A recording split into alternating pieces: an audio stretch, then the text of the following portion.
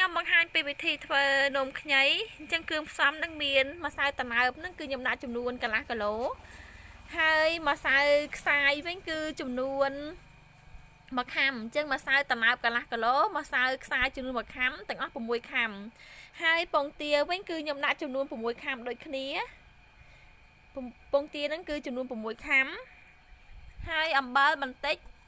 ស្ករសហ្នឹងគឺខ្ញុំដាក់ចំនួន3ខាំដើម្បីយកមកស្បាតជាមួយនឹងនំយើងពេលឲ្យឆ្អិនហើយអញ្ចឹង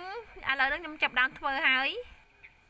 អញ្ចឹងដំបូងគឺខ្ញុំយកម្សៅត្នោតលាយជាមួយនឹងម្សៅខ្សាយយើងដាក់ចូលគ្នាហើយអំបិលបន្តិច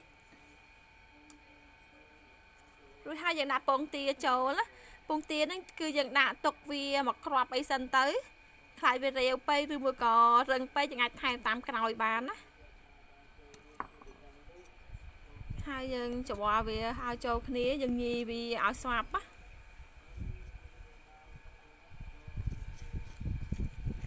យើងអត់មានប្រើទឹកហើយអត់មានប្រើស្ករទេយើងប្រើពងទាហ្នឹងញីជាមួយនឹងម្សៅនឹងឲ្យចូលគ្នាតែប៉ុណ្្នឹងឯង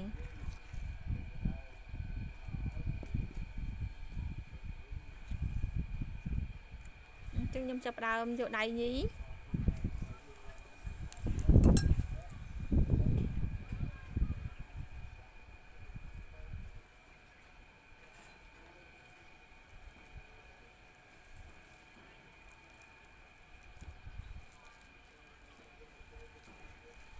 អញ្ចឹងបន្ទាប់ពីខ្ញុំញីទៅវារៀងស្ទើពងអញ្ចឹងពងមកក្រាប់ខ្ញុំទុកហ្នឹងគឺខ្ញុំដាក់ប្រហើយអស់មក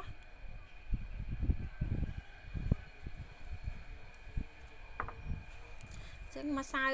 6ខាំពង6ខាំដូចគ្នា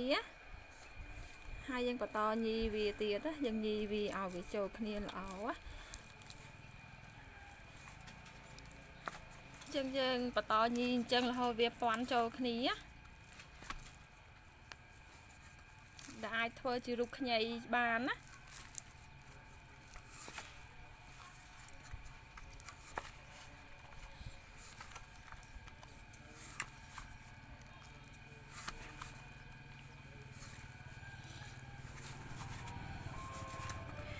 នេះឥឡូវនឹងបន្ទាប់ពីខ្ញុំញីវាចូលគ្នាល្អនេះវាคล้ายទៅជា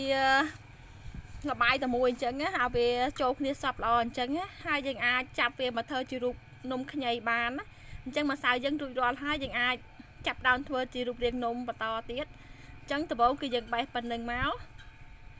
ហើយម្សៅដែលយើងសល់ហ្នឹងយើងយកអីគ្របវាទៅកុំឲ្យវាស្ងួតម្សៅយើង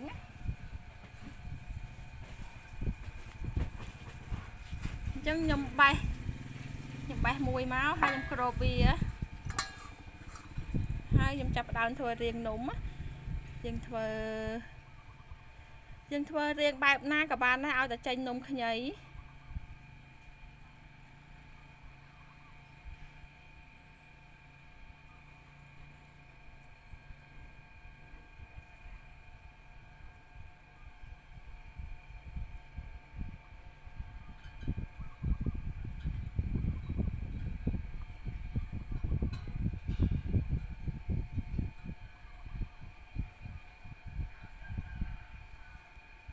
យើងធ្វើបែបណាក៏បានដែរណាឲ្យតែយើងស្រឡាញ់ឥឡូវខ្ញុំចាប់ផ្ដើមធ្វើនំរូបខ្ញីយើងចាប់យើងបេះម្សៅយើងប៉ុណ្្នឹងមកហើយយើងគ្របវាម្សៅសយើងគ្របវារួចហើយយើងធ្វើជារាងខ្ញី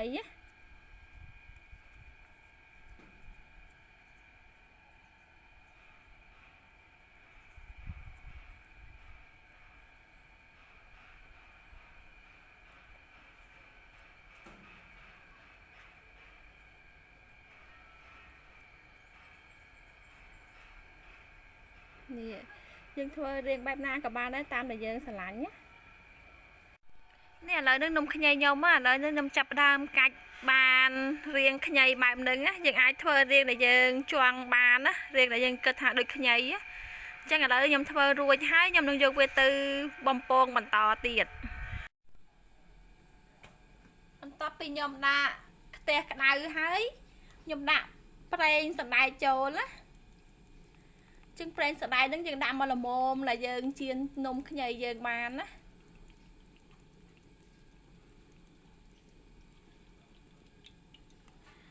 ចឹងខ្ញុំຕົកប្រេងនឹងឲ្យវាក្តៅបន្តិចសិនណាអញ្ចឹងដល់ពេលដែលខ្លាញ់យើងក្តៅហើយយើងដាក់ចូលជៀនណាយើងដាក់នំយើងចូលបំពងវាឲ្យវាក្រៀមល្អណា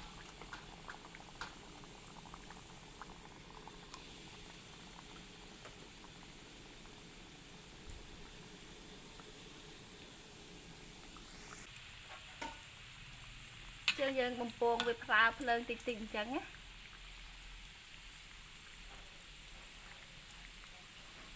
យើងទៅឲ្យវាឡើងពងកាឡាបទៅណាឡើងក្រហមហើយស្រួយណាយើងដាក់ភ្លើងតិចតិចបានវាស្រួយទាំងក្នុងទាំងក្រៅហើយទៅវាអត់ផ្ទុះទៀតនេះឥឡូវហ្នឹងវាក្រហមអញ្ចឹងណាយើងជៀនវាឲ្យក្រៀមអញ្ចឹងមកទៅវាស្រួយទាំងក្នុងទាំងក្រៅបើអត់ក្រហមទេវាស្រួយតែក្រៅទេជាងយើងដាក់ភ្លើងតិចតិចអញ្ចឹងបានវាស្រួយទាំងក្នុងទាំងក្រៅណាអញ្ចឹងឥឡូវយើងអាចស្រង់វាចេញមកបានហើយ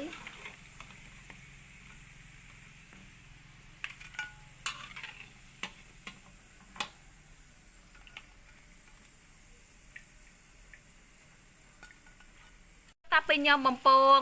នំយើងអស់ហើយខ្ញុំចាប់ផ្ដើមស្បាត់ស្ករអញ្ចឹងខ្ញុំដាក់ទឹកចូលបន្តិចណាអញ្ចឹងយើងដាក់ស្ករសចូលទៅចឹងយើងដាក់ស្ករសចូលក្នុងទឹកនឹងណាយើងកូរវាឲ្យរលាយស្ករសនឹងសិនណាឲ្យវាឡើងជើងក្រងសិនឲ្យស្ករយើងឡើងជើងក្រងចឹងណាអញ្ចឹងយើងបន្ថយភ្លើងតិចតិចទៅកុំឲ្យដាក់ខ្លាំងពេកណាខ្លាចខ្លោចណាអូខេបន្ទាប់ពីយើងរួចហើយយើងដាក់នំយើងចូលណាយើងដាក់នំយើងចូលក្នុងស្ករជើងក្រងហ្នឹងណាហើយយើងច្បល់វាអញ្ចឹងណាទៅវាស្ករហ្នឹងជាប់នំយើងណានេះអញ្ចឹងយើងច្បល់វាអញ្ចឹងណាស្ករជាប់នំយើងណាច្បល់វាទៅវាស្ងួតទឹកវាជាប់នឹងនំយើងណាស្ករហ្នឹងណា